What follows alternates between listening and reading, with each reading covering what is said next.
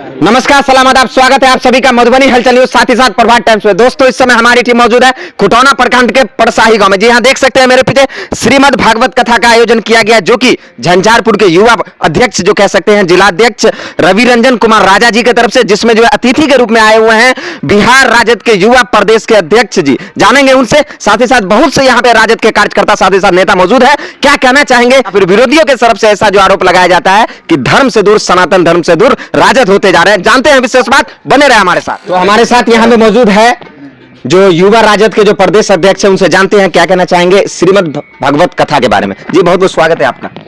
धन्यवाद। आज तो हम आए हैं, हमारे जिला अध्यक्ष रवि रंजन जी हर साल कराते रहते हैं भागवत कथा कराते रहते हैं। बुलाए थे, उसी कथा में हम आए हैं और बहुत अच्छा काम है। भागवत कथा से लोगों को मन को शांति मिलती है, शुद्ध होता है, मन शुद्ध होता है। जो मन में अनेक तरह की विकृतियां आती रहती है, जब आदमी कथा सुनता है तो उनका मन स्वच्छ हो जाता है और सकारात्मक काम होता है। तो हम तो इनको बधाई देंगे कि इस काम को हर साल करते रहिए, ताकि जिस तरह से समाज में नफरत घोला गया है, कथा के माध्यम से उन लोगों के दिल में जो है एक अच्छा विचार आए। और बात है सत्यनारायण भगवान का कथा हो, भागवत कथा हो, जब भी है, चाहे हनुमान चालीसा हो, जब भी करिएगा मन में एक अच्छा वातावरण आता है और उससे एक अच्छा समाज बनता है। ऐसा देखा गया कि राजद के आरोप, राजद की तरफ जो है ऊपर जो आरोप लगाया जाता है बीजेपी वालों की तरफ से कि सनातन धर्म से दूर होते जा रहे हैं, इन्हें किसी धर्म से लेना देना ही नहीं है। देखिए, हम यहाँ राजनीति करने नहीं आए हैं और हम और लोगों से भी कहेंगे कि राजनीति अलग अखाड़ा है और धर्म अलग अखाड़ा है, पूजा पाठ अलग है। इसको उसमें मत जोड़िए, इसकी पवित्रता को कलंकित मत कीजिए। बीजेपी के लोग तो जो है गणेश जी को भी दूध पिला देते हैं। अच्छा। तो उनकी बात हम लोग क्या करें। हम लोग आप लोग से भी आग्रह है कि इसको रहने दीजिए। आस्था सबका है, भगवान शिव सबके हैं, कृष्ण सबके हैं, किसको नहीं है। लेकिन हमारे लिए आस्था है, उनके लिए व्यापार है। अच्छा, हम व्यापारी नहीं हैं, हम लोग आस्था वाले लोग हैं, हम आस्था रखते हैं। तो वैसे तो ये कार्यक्रम जो इस तरह के क्वेश्चन करने का नहीं है, लेकिन फिर भी आप आए हैं, मिथिला की पावन धरती पे आपका स्वागत है। 4 जगह उपचुनाव हुए हैं, क्या कहेंगे उसमें? चारों जगह हम लोग चुनाव जीतेंगे जी। देखिए, बिहार में 20 वर्षों से नीतीश कुमार और भाजपा की सरकार है, लेकिन उन लोगों ने आया तो क्या किया है, ठेके पर नौकरी देने का काम चालू किया। लेकिन जब तेजस्वी जी महागठबंधन की सरकार बनी और आए, वही मुख्यमंत्री थे, लेकिन एजेंडा चेंज हो गया, ठेका से सरकारी नौकरी में बदल गया है। हम लोगों ने जातिगत आरक्षण, जातिगत जनगणना कराया और जनगणना करा करके हम लोग अति पिछड़ा का जो आरक्षण था उसको 25% करने का काम किया। जी जी। अब आपको लगता हो कि 25% का क्या मतलब है। 25% का मतलब ये हुआ कि अगर 100 को वीडियो का बहाली हो गया तो अब 25 वीडियो केवट होगा, बिंद होगा, मलाह होगा, तांती होगा, इस समाज के लोग होंगे। और जब तक यह संविधान है तब तक यह लोग होते रहेंगे। यह सुनिश्चित हमारे नेता तेजस्वी जी ने कराया है। उन्होंने दलित समाज का भी बढ़ाया है। यानी 20% का मतलब क्या हुआ, अगर 100 दरोगा का बहाली होगा तो 20 को दलित ही होगा, चाहे वो पासी समाज का हो, रविदास समाज का हो, पासवान समाज का हो, उसमें अब कोई रोक नहीं सकता है। चाहे आप जो इनके हो, देना ही पड़ेगा। तो इन्होंने एक ऐतिहासिक काम किया है। आपको मालूम है कि जिस तरह से है, गरीब लोग इतने थे देश में, जो है 92 लाख ऐसा परिवार है जिसकी कमाई 6,000 रुपया भी नहीं थी। उसको भी चिन्हित किया गया और चिन्हित करके सरकार ने, तेजस्वी जी की सरकार ने 2 लाख उनको देने का काम किया। 35 लाख ऐसे परिवार थे जिनको रहने के लिए घर नहीं था। तो इससे क्या होगा, एक्सरे हुआ। जैसे आप बीमार होते हैं, जैसे सर्दी खांसी बीमार बहुत दिन से नहीं छोड़ रहा है, दवा खाते रहते हैं, फिर डॉक्टर साहब पर्ची लिखते हैं कि जाइए एक्सरा करा के आइए, टेस्ट कराइए कि इसमें क्या क्या है उसके हिसाब से। तो जाति जनगणना एक एक्सरा है समाज का, और समाज के एक्सरे में जो आया, इसके बाद उसका इलाज हुआ। इलाज हुआ आरक्षण दे करके, इलाज हुआ धन दे करके, इलाज हुआ स्कूल दे करके। तो हम लोग काम करने वाले लोग हैं, हमारे नेता काम करने वाले हैं। इसलिए चाहे जितना भी वो लोग मीडिया के माध्यम से, न्यायपालिका के माध्यम से अपना वर्चस्व बनाए, लेकिन एक न एक दिन इस बिहार के लोग जान जाएंगे कि उनकी अच्छाई के लिए कौन काम करना है। और जिस दिन बिहार के लोग यह समझ गए, आप समझिए कि भारतीय जनता पार्टी अब सत्ता में आने वाली नहीं रहेगी। आखिरी सवाल मेरा आपसे है कि दरभंगा के अंदर जो है एम्स के भूमि पूजन का कार्यक्रम हुआ है, ऐसा कहा जा रहा है कि शिलान्यास किए हुए एम्स को दोबारा शिलान्यास किया गया है, क्या कहते हैं इसके बारे में आप? देखिए, इसको फिर आप अच्छा सवाल किए हैं। इन लोगों का कोई विजन नहीं है, कोई सोच नहीं है, और जिसको सोच नहीं है वो जनता के बारे में क्या सोच सकता है। आप समझिए कि तेजस्वी जी जब थे लगातार चल रहा था कि कहाँ बने। भारतीय जनता पार्टी के लोग जिद किए हुए थे कि हम जब एम्स बनेगा डीएमसीएच में एम्स बनेगा। बिल्कुल। हमारे नेता का सोच था कि डीएमसीएच तो है ही, पुराना हॉस्पिटल है, ठीक है, समय के साथ सब में बदलाव सुधार होता है, उसको सुधार किया जाएगा। इसके लिए उन्होंने पैसा भी सेंक्शन किया कि उसको अब इंफ्रास्ट्रक्चर करके मॉडर्न हॉस्पिटल के रूप में डेवलप किया जाए, लेकिन एम्स अलग बनेगा। जो बिहार सरकार का सरकार है उसी को हम एम्स में तब्दील नहीं करेंगे। और इसके लिए उन्होंने सोच के विचार के, क्योंकि देखिए जब आप समझिए सरकार में जाते हैं तो कोई व्यक्ति नहीं जाके चयन कर लेगा कि जमीन उठा लेंगे। सरकार की एजेंसियां होती है, एजेंसी ने तय किया कि जमीन जो है शोभन में दिया जाएगा। सब लोगों ने नाप के जोख के दे दिया, लेकिन उनको लग रहा था कि तेजस्वी जी कैसे इसको कर दिए। अच्छा। जलन इस बात का नहीं था कि मिथिलांचल के, सीमांचल के, कोसी के इलाकों को इलाज होगा। उनका जलन था कि तेजस्वी यादव जी ने काम कैसे कर दिया। मतलब तेजस्वी को क्रेडिट नहीं जाना चाहिए। कैसे कर दिया। उनको नहीं लग रहा था कि इस हॉस्पिटल बनने से इस इलाके के लोगों का इलाज होगा। उनको लग रहा था कि तेजस्वी भाई, तेजस्वी से जितना तुमको नफरत हो तो केस मुकदमा तुम कर ही रहे हो, 2-4-5 को और कर देता केस, तुम कर देता कि शोभन के जमीन के लिए तुम पैसा लिया है, इस के लिए केस कर देता। यही जमीन तुम तय किया, इसके लिए ईडी लगा देता कि भाई आप शोभन में क्यों तय किया, सब के लिए ईडी लगा देता। उसके पास तो है एजेंसी, लेकिन कम से कम काम चालू कर देता कि यहाँ के लोगों का इलाज हो। लेकिन फिर भी देर आए दुरुस्त आए, तेजस्वी जी के जगह पर आए। इसके लिए भी हम उन लोगों को धन्यवाद देंगे कि तेजस्वी जी जो सोचते हैं आप उसके साल भर के बाद सोचते हैं।